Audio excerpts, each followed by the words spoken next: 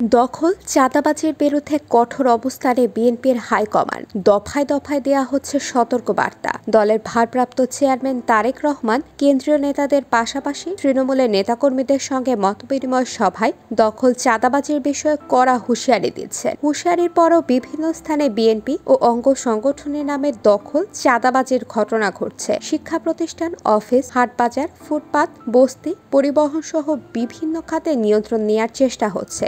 দেয়া হচ্ছে বিভিন্ন হুমকি ধামকি। আবার কেউ চাইছে ঠিকাদারি, কেউ দাবি করছেন চাঁদা, কেউ ব্যস্ত চেয়ার দখল নিয়ে। দখল করছেন ব্যাংক, খাস জমি এবং পুকুরও।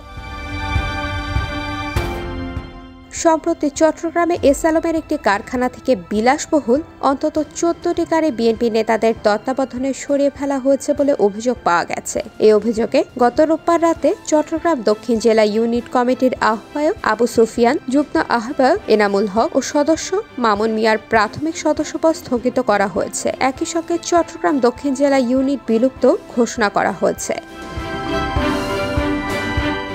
পাশাপাশি স্বেচ্ছাসেবক দল চট্টগ্রাম মহানগর শাখার সিনিয়র যুগ্ম সম্পাদক আলী মুর্তজা খানকে দলের প্রাথমিক সদস্যপদ সহ সকল পর্যায়ের পদ থেকেও বহিষ্কার করা হয়েছে। এ ঘটনায় কক্সবাজারে এক সংবর্ধনা অনুষ্ঠানে বিতর্কিত ব্যবসায়ী এসআলমের গ্রুপের গাড়ি ব্যবহারের জন্য দলের স্থায়ী কমিটির সদস্য সালাহউদ্দিন আহমেদকে ব্যাখ্যা দিতে বলেছে বিএনপি। একই সঙ্গে যুগ্ম মহাসচিব খায়রুল কবির খোকনের কাছে ব্যাখ্যা চেয়েছে দলটি। খোকনের বিরুদ্ধে বিতর্কিত ডায়মন্ড ব্যবসায়ী দিলীপ কুমার আগারওয়াল সঙ্গে বৈঠকের অভিযোগ উঠেছে। বিএনপির কেন্দ্রীয় দপ্তর সূত্রে এই তথ্য জানা গেছে। সূত্র জানায়, কক্সবাজারে এক সংবর্ধনা অনুষ্ঠানে বিতর্কিত ব্যবসায়ী এসআলমের গ্রুপের গাড়ি ব্যবহারের জন্য সালাহউদ্দিন আহমেদকে এবং বিতর্কিত ডায়মন্ড ব্যবসায়ী দিলীপ কুমার আগারওয়ালের সঙ্গে বৈঠকের অভিযোগে খোকনকে ব্যাখ্যা চাওয়া হয়েছে।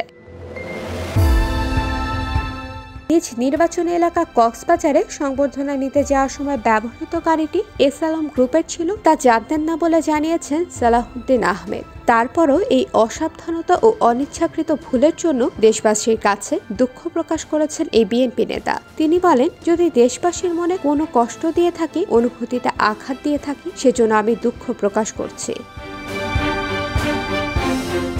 এদিকে খায়রুল কবির খোকন বলেন, এনামুল হক দোলন নামে আমার এক আত্মীয় আমাকে ফোন করে আমি কোথায় আছি জানতে আগ্রহ প্রকাশ করে জানালে সে ক্রাউন প্লাজার রেস্টুরেন্টে এসে আমার সঙ্গে দেখা করে। আমার আদৌ জানা ছিল না দোলন আমার সঙ্গে দেখা করতে আসার নামে তার সঙ্গে অন্য কাউকে নিয়ে আসবে কিনা। কিন্তু ঘটনাস্থলে এসে দোলন তাদের সমিতি সংক্রান্ত সমস্যার কথা তুলতে গিয়ে দিলীপ আগারওয়াল নামক জনৈক ব্যক্তির সঙ্গে আমাকে পরিচয় করিয়ে দেয়। আগারওয়াল নামের ব্যক্তিকে আমি কখনোই চিনতাম না, তার সঙ্গে আমার পূর্ব পরিচয় ছিল না। ঘটনাটি একেবারেই আকস্মিক, যা আমাকে রীতিমতো বিব্রত ও অপ্রস্তুত করেছে।